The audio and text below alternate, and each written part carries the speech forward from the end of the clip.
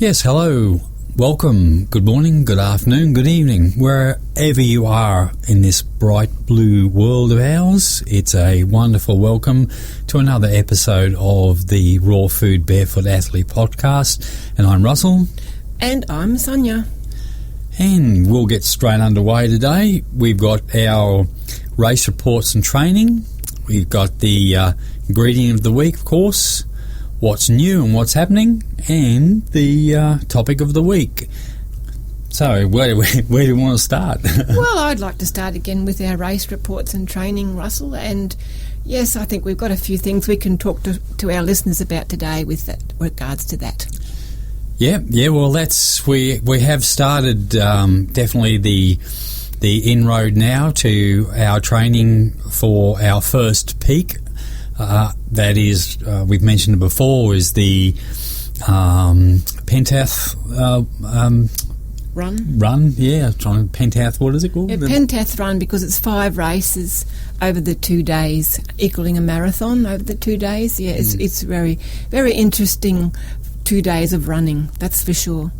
Yeah, and what it is now is that we're tending to. This will be our first peak, shall we say, of the year, and it'll just be a benchmark for us too, as well as that we're looking to our running and see how it's going, and then it'll be a conscious effort into getting the running sorted. Basically, we've still got another, or maybe, what do you reckon, another month of warm weather here? Yes, and it has been really warm today. So, and last night we were still running. What was it, 7:30? We were still running, and it was still very warm. Yeah, and that's. So I was going to just mention that on that.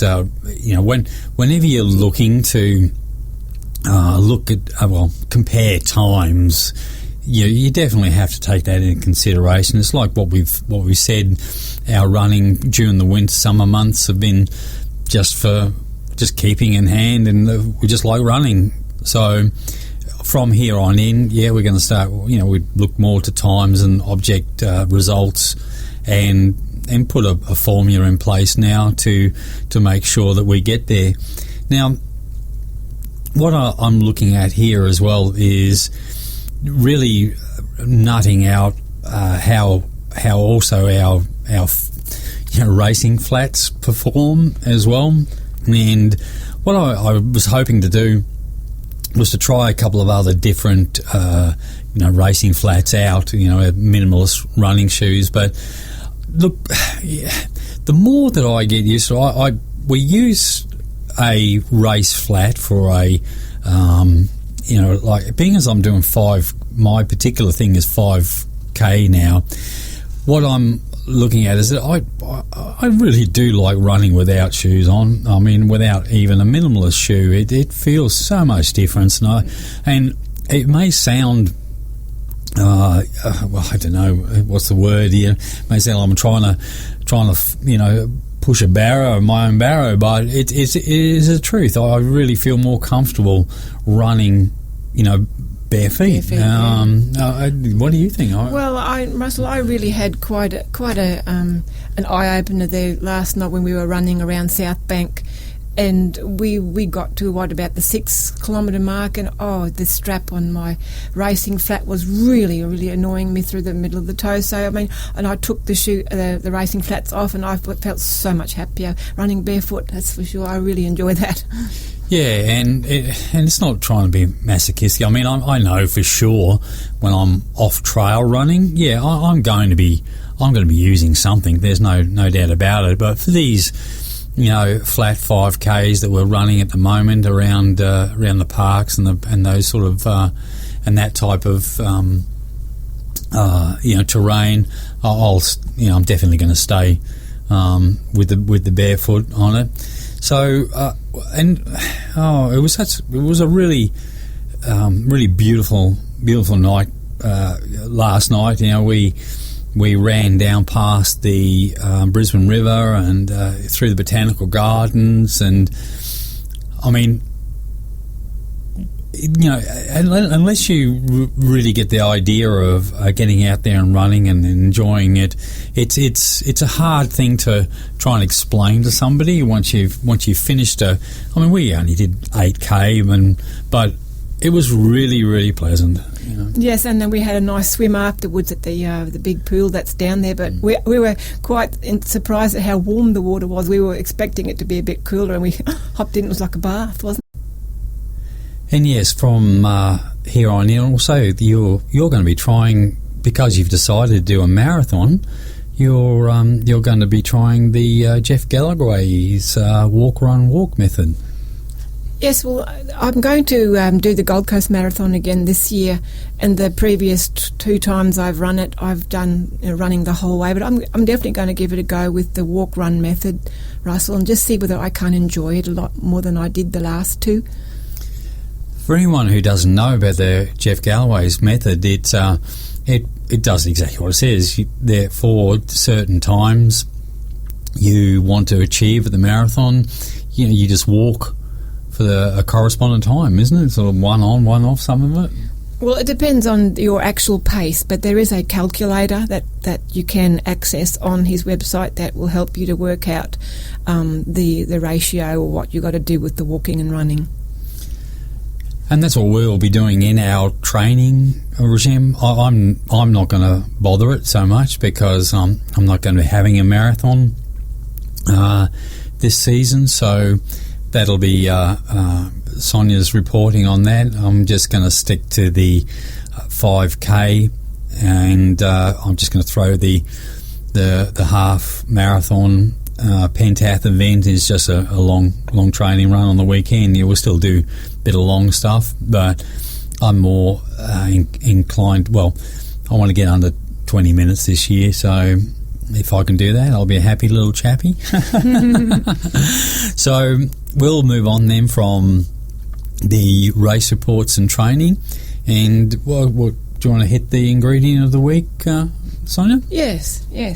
Okay, well, today I'm going to talk to you about the ingredient oats. I must confess that I do use a small amount of oats, of organic rolled oats, in some of my uncooking, but being very mindful of the fact that grains in general are not good for human consumption. Just remembering that our bodies are not like the iPhone.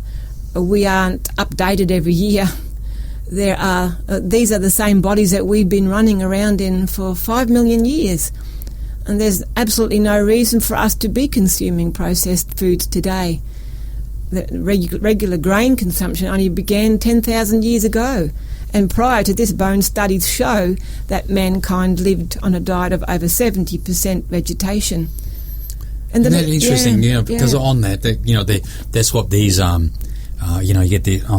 Sorry, but getting into these paleo arguments and stuff, isn't it?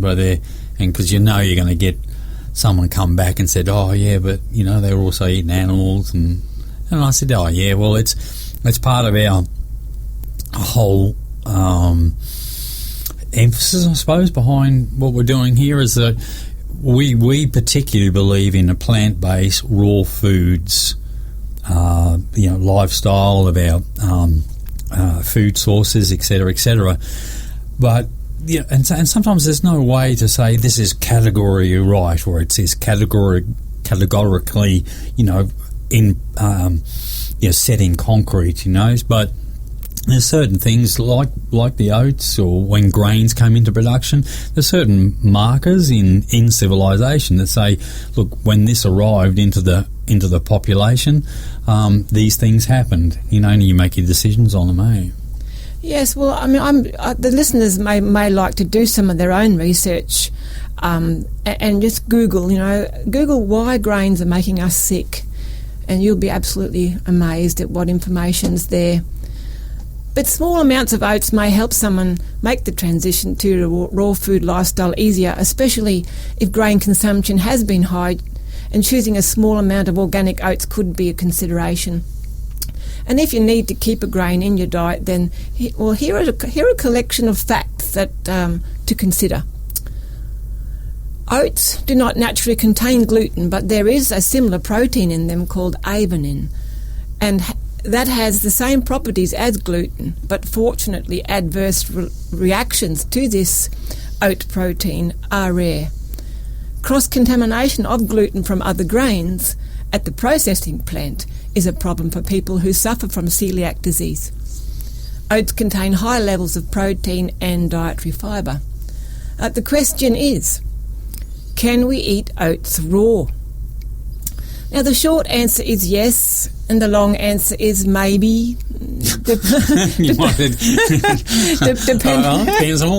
Depending on what you classify as raw, and also the type of oats you have and how you want to enjoy them. Or my research, Russell, shows that... what does it mean when they say something's dehusked? Well, it's got that outer shell taken off. You know, the oat grains are dehusked before they reach our kitchen table in order to simply be digestible for our stomachs. And from there, the grain is heated and cooled to make an oat groat. Is this in raw as well, is it? Yes. Okay, to make an oat groat, considered the most raw form of an oat you can buy. An oat groat. Is that real? Oat groat. Yes. Oh, okay. You Google oat groat and have a look. It's just the grain dehulled, and then it's obviously heated and cooled. Then the groats are then either rolled by machine, giving us rolled oats, or cut and broken into smaller pieces, giving us steel-cut Scottish and or Irish oats. By that they've got an affectionate name. Rolled oats can be pressed into flatter, thinner grains labelled traditional, or slightly thicker grains labelled thick-cut rolled oats. And when it comes to steel-cut oats and rolled, are usually all okay to eat raw. Although minimally processed, they aren't technically raw. See, that's when we come into it, isn't it? Whether this whole raw thing again. Where do you actually have to start making the decision whether you want to use something? Well, that's the problem, isn't it, Russell? I mean, the light steaming process, as well as the flattening of the surface, is a form of predigestion that makes the grains easy enough for our stomachs to have. And then we get into like the quick cooking oats or the instant oats. The quick cooking oats or the instant oats are rolled more thinly and steamed longer and or partially cooked. Like instant oatmeal also contains salt and sugar and in some cases artificial sweeteners. The fact is that you can add rolled oats into water that is not hotter than 47.778 degrees Celsius, and they will still be considered raw. That is, a live food with all its enzymes intact to aid digestion and nutritional assimilation. I mean, the final question is, do we want to eat oats? Do your research, and we have to make up our own minds, I think, Russell. Yeah. Well, that's what you irritate you put forward there, is that grains are only new in our diet. Do you have to eat them? Is it necessary? Well, I mean, if you're a nomadic person, you want something to take with you, well, probably rolled oats is a good thing. But in our society at the moment, well, maybe we don't have to have it. I mean, we use a little bit for a cooking sometime. Uncooking, sorry, yeah. But it's not a great deal, and we're okay with that. But at the same time, we're phasing out what we don't need in it just for that reason. It's just, if we can find a substitute for it, that's great, So, all right, well, look, let's move on to maybe what's new, what's happening. You blew up the blender again, dear. Yes, well, I mean, we gave it a good workout last weekend, Russell, at our event.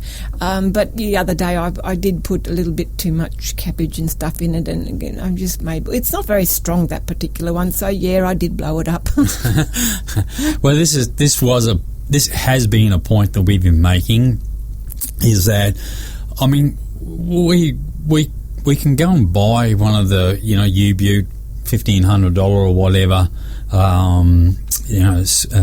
blenders, and that's all well and good, but I mean, I'm still happy enough at the moment. Well, I mean, we get normally let's try that again. You can be lucky. Well, I think we've gone through four $20 blender? No, four $40 blenders. Would that be about right? Yeah, they probably average. They're about $29, only $5 on average each, something like that. $30 each, roughly like that. Yeah, yeah, but. It depends on how many you go through a year, and you multiply that about, with the more expensive one. I don't know. What do you think? Yeah, well, that's the point you make, isn't it? Like we'll buy that, and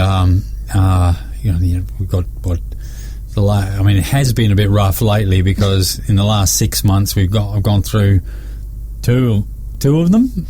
Two is in 6 months? No, we've gone through 3 of them in 6 months. 6 months, yeah, but that has had a lot more work than what it has in the previous 6 months. So, when for someone like ourselves who do, we do demonstrations on it, it moves into another realm of just being used for the person who is finding out about getting green smoothies into their diet and just playing with the idea if they're first up, because that's what we're about here. We're trying to put this message out about everyday raw foods for an everyday lifestyle, and you can find a $20-$30 blender at the op shop if you really want to start it without having to invest $1,500. But at the moment, we're really weighing up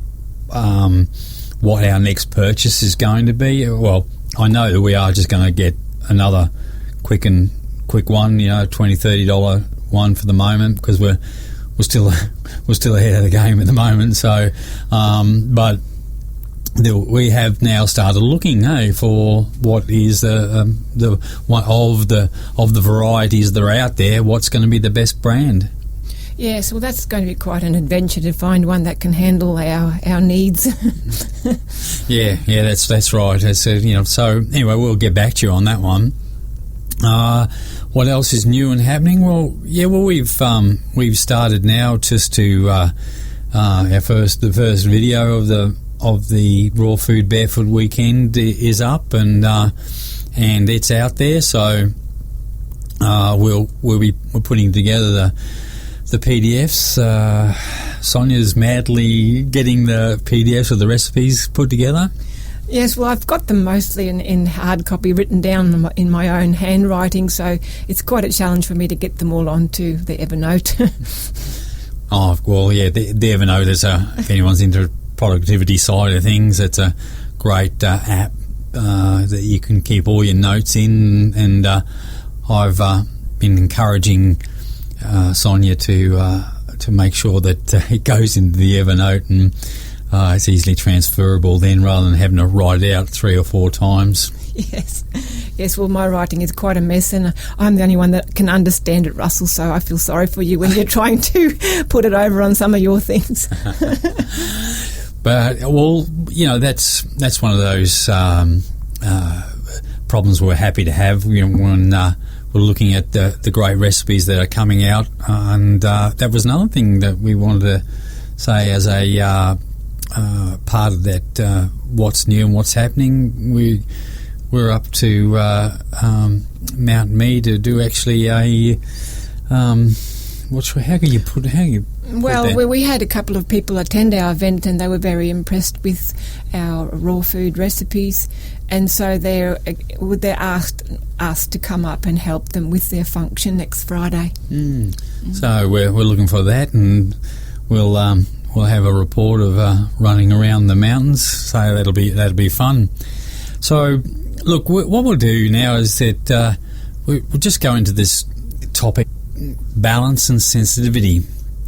I wanted to say a few things relating about last week's topic. We touched on about being an expert, and I think Sonia ran into this today when during the week when she was researching her bit on oats and other things. And would I be right in saying that every sort of point of view seemed to be counteracted by another point of view that said the opposite? Well, I think that's what we've got to do when we research any any topic or subject, we really should be asking the pros and cons of anything we're researching and see both sides always, because there is a lot of contradictory material out there, and you just got to make up your own mind at the end of the day. Yeah, it's so true. Like you get these opposite poles of arguments that everyone's each claiming their correctness and viability of their argument. I'm thinking that what I would hope to be saying and hope that I do come across is that I looked at that and of all the answers I found, this is the one that works. It's far easy to use an urban myth or a truth that has been around for so long that it's become a truth just because of the fact that it gets repeated so often. And like what started me on this sort of thinking for this particular topic this week was that a conversation that I was having regards alkaline foods for pH balance of your blood. Again, technically, like foods don't influence our blood pH, well, in so much that, like, there's definitely certain circumstances in which the blood is more acidic than it should be, and this can have and does have serious health consequences. However, you're more likely to find that this state of acidosis is caused by pathological conditions, such as renal failure and insufficiencies, and I've seen enough information to feel, and read enough information to feel pretty confident that your body, your blood pH will be hovering around that comfortable 7.4 by more inputs than whether you choose to eat a salad or a burger at a single meal. Look, I'm not a medical person, and of course, I wouldn't try and diagnose anything or claim to have any great insight. But what I do recognise, especially after being involved in the, like watching alternate eating or raw foods, whatever you want to say, but I do recognise when information is being slanted to fit some message, that the dispenser of that information is trying to coerce you into believing, even though it may be the best of intentions, right? They just want you. They've got to, make sure that their idea is seen to be sound, and that's what I just don't agree with. I mean, I see, and again, look, I'm not saying I've got the whole truth either, but I've seen enough of the.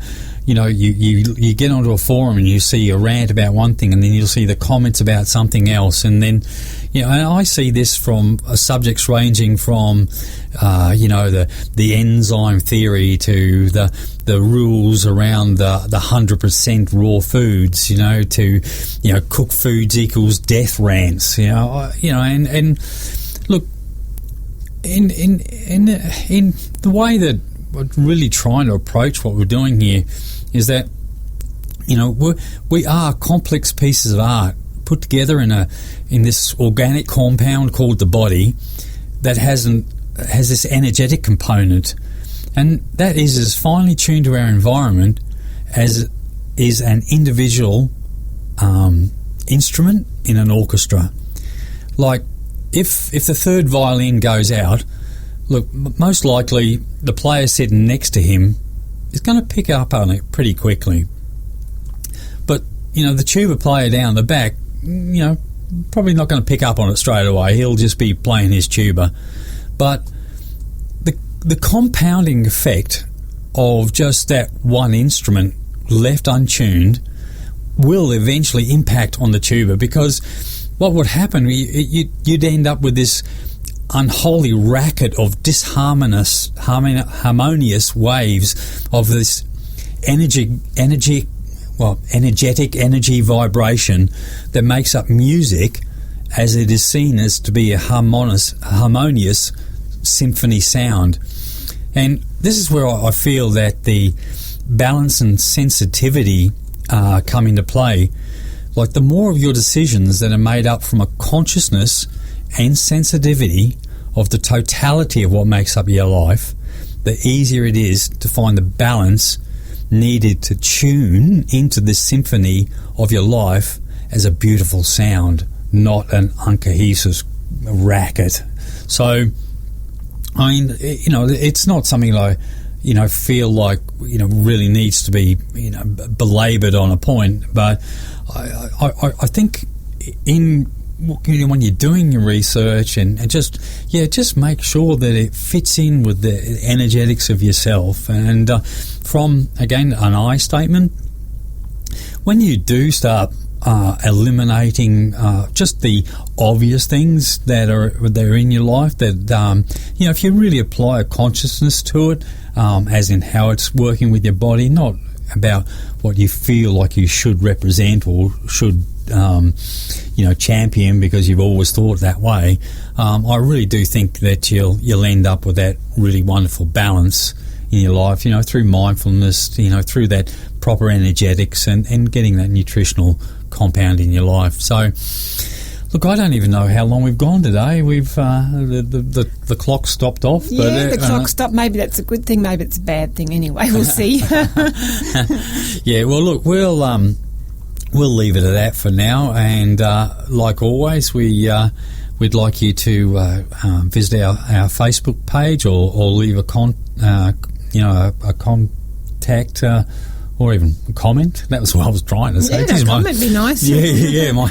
My teeth are just trying to fall out on me today. Some of the words. But look, we'll leave that. And for now, it's Russell saying goodbye. And also from me, Sonia, and catch you next time. Of the week that I had